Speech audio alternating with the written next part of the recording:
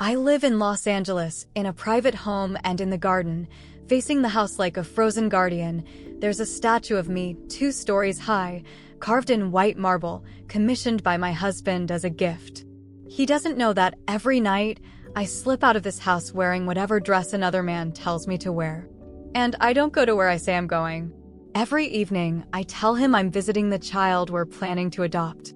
That I want to bond early, so the transition is smoother when he finally comes home. I say it softly, like a mother trying not to cry. He believes me. He even packs me things to give the boy: snacks, small toys, one time a photo book of our home. He says, so he feels like he belongs before he gets here. And I nod. And I drive away. But I don't go to the shelter. Instead, I pull onto the highway, past the city lights, past the neighborhoods that still feel like reality, and take the private elevator up to a penthouse suite that's not listed under the company's name. Where the lights are always dim. Where the wine is always open. And where my boss, the man who gave me a promotion 3 years ago with nothing but a look, is waiting for me. He tells me which dress to wear each night. I hang them in the back of my car. They still smell like him even before I put them on. The first time we crossed that line, I told myself it wasn't crossing anything. That I was earning my position. That everyone trades something. And if my trade came in the shape of silence and satin, then so be it. But it didn't stop there. It never does. First, it was after-hours meetings. Then it was trips. Then gifts. Then more trips. Then a key. To the suite. He said it was for convenience. I didn't argue. Now, I have a toothbrush in the drawer, lingerie in a box under the bed, and a separate calendar in my phone, hidden behind a fake app, marked only by colors. Red means I wear something tight. Gold means I smile no matter what. Black means he brings company and I pretend not to care. My name is Vanessa. I'm 38. I have a title that people respect and a face that gets remembered. I speak well in meetings. I get handshakes from strangers who call me brilliant. My husband says he's never been prouder of me. Says he tells everyone what I do. How far I've come. He doesn't know that the only reason I'm still rising is because I let myself fall in private. He doesn't know what I let that man do to me.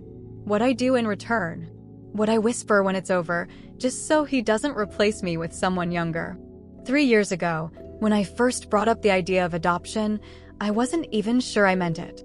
But the lie came so easily. My husband had been quiet, distant. We had tried for a child before. Nothing worked. And when I saw the way his face fell every time we passed a playground, I said it. We could adopt. His eyes lit up like I had turned a key inside him. And I built the rest around that moment. The agency. The interviews. The long hours I said I spent visiting a boy with wide eyes and no words. It was all just enough to hide the other story. The one with dim lights and cold wine. I don't even remember how I first got invited to Grant's penthouse. Maybe it was after the 3rd award I won for the company. Maybe it was the night I stayed late and he brought 2 glasses instead of 1. Maybe it was when he asked me to zip his jacket before an off-site meeting and held my hand longer than necessary afterward. But I remember what he said the first time I arrived there. You made it, he said, as if it had been a test. He never touched me the first night. Just poured the wine. Sat on the couch. Told me about the first business he sold. And when I stood to leave, "You'll go far," he said. "I already have," I replied. It was the last honest thing I said to him. Now, it's routine. He texts me midday. "Green tonight." I change in my car, fix my hair in the mirror, wipe off the lipstick my husband kissed earlier, and replace it with the one Grant likes better. By the time I walk in, the music is already playing. He never rushes. Never asks. Just waits. Because he knows I'll come. And he knows why. My husband still makes dinner for 2, even when I say I'll be late. He sends me pictures of the meal, tells me he's saving my plate. Sometimes I sit in Grant's bed, still sweating, looking at those pictures. One night he made lasagna from scratch. Sent me a selfie in a ridiculous apron. I stared at it for a full minute before I could breathe again. I told Grant I had to leave early. He said, "Another bedtime story for your imaginary child?" I didn't answer. But something is changing. In the last few weeks, my husband has been quieter. He doesn't ask as much. He watches more. He's been cleaning out the garage, going through old boxes, asking questions I used to answer without thinking. Did the agency ever give us a timeline? Do you have any photos of the boy? Did you say his name was Eli or Elian? And I keep answering soft, quick, rehearsed. But something in his eyes is colder, less curious, more certain. Still, I go, every night, because Grant is close to announcing a shift in the company, a new role, one level below him. He says it's mine. He says it's because of my work. But we both know better. Last week, he gave me a necklace with a key. Said it opens a place in the hills. Yours, he said, if you want it. I said thank you, but didn't take it. Not yet. Tonight, the dress is dark blue. Low back. Soft fabric. Not mine, but his. I put it on in the back seat of my car outside his building. A couple walks by and laughs. I pretend not to hear. When I get to the penthouse, the lights are off. Only candles. He opens the door in silence. Pours the wine. Touches my hand. But something in his grip is tighter tonight. More urgent. More final.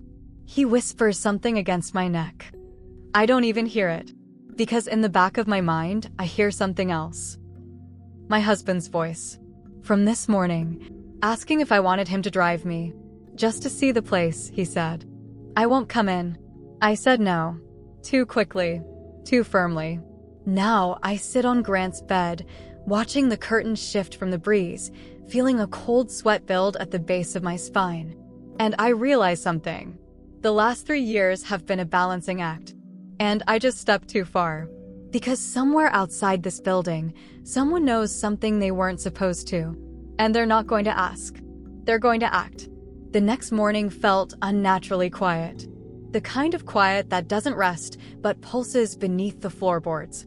I woke without the alarm, my eyes opening slowly to the stillness of a room that no longer felt like it belonged to me. The air had a kind of stillness that hinted at aftermaths, like the world had exhaled something I hadn't caught in time. Gary wasn't in bed. The sheet beside me was cold. On the dresser sat a single piece of paper, folded twice, too neat to be casual. Early meeting.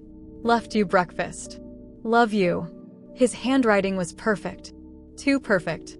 I stayed there for a moment, the sheet clutched around my chest like armor, trying to decide if I was imagining the tension in his loops and curls. But my chest was already tight, my throat already dry. In the kitchen, I found scrambled eggs and toast, still warm under the glass dome of the serving dish he only used when I was sick. There was a flower in a small vase. A breakfast arranged like a gesture. A goodbye wrapped as a routine. I didn't eat. I watched the eggs go cold. That afternoon, I was in a meeting with Grant, going over our rollout for the new campaign. He looked tired, distracted. His voice lacked the usual cadence, and his eyes didn't stop moving. You all right? I asked midway. He smiled, but it didn't reach his eyes. Fine. Just thinking about what, he didn't say. But I knew. The air between us was thinner. Our sentences clipped. His fingers tapped too hard on the desk, like he was playing a silent drum against the nerves building inside him. We good for tonight? I asked. A pause. Then he nodded. Yeah. Usual time. The message came at 9:31 p.m. sharp. Come up. No dress code. No teasing. Just instruction. I didn't bother replying. The elevator doors opened to a dimmed penthouse, music playing low in the background, some instrumental piece I didn't recognize. The curtains were drawn, the wine already poured. He was standing at the edge of the room near the window, staring out over the city like he was waiting for it to answer a question. He didn't turn when I walked in, just raised his glass and gestured slightly. There was another glass on the counter. I picked it up, took a slow sip, and waited. He didn't speak until nearly 5 minutes had passed. Someone's been digging, he said finally. I froze. What? He turned slowly, holding up his phone. The screen lit up with a paused video frame. Me. Him. The hotel hallway. The moment right before the door opened, the hands, the laugh. Another tap. Another video. Different angle. Security footage. From the lobby. Someone pulled this footage, he said. Requested it through a lawyer. My heart stopped. Who? He didn't answer immediately. Instead, he walked past me, dropped into the leather chair, took a long sip of his drink. I don't know, but they had your full name. My company's ID. The timestamp. It was like the floor had tilted. You think it was? He nodded. Your husband's not as naive as you thought. The drive home was silent. The city felt like a stranger. Lights flashing, tires rolling, wind pressing against the windshield, and yet I felt disconnected, like I was watching someone else steer. When I pulled into the driveway, the statue in the garden was lit, brighter than usual. A spotlight from the garage was pointed directly at it. My face carved in white. So tall. So cold. I stepped inside. The house was still. The hallway light buzzed slightly, flickering against the walls. On the dining table sat a laptop. Open.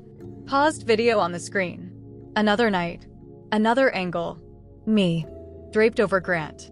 Laughing into his shoulder while he unzipped my dress. In the upper corner of the screen, I saw the date. It was from a week ago. The night I said I had stayed with the boy longer than usual because he had a fever. Gary had all the footage. I walked into the bedroom. His drawers were half open. Some clothes missing. Shoes gone. On the bed, an envelope. On the front, for Elian. I stood there, breath caught in my throat. That was the name I made up. A name I used to give shape to a lie. A lie I told for 3 years. Inside the envelope, a single sheet of paper. Blank. No adoption request. No application. No agency. Fake. Just a post-it, handwritten. 3 years. You gave yourself away one night at a time.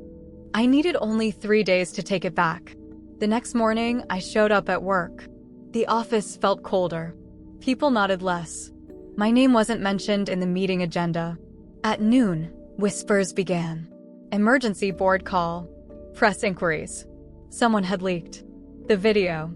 The location. The messages. By 2 p.m., Grant called me. I'm stepping down, he said. Why? You know why. Did they mention me? They didn't have to. Everyone knows. Silence. Will I be fired? Another pause. You won't need to be. It's over.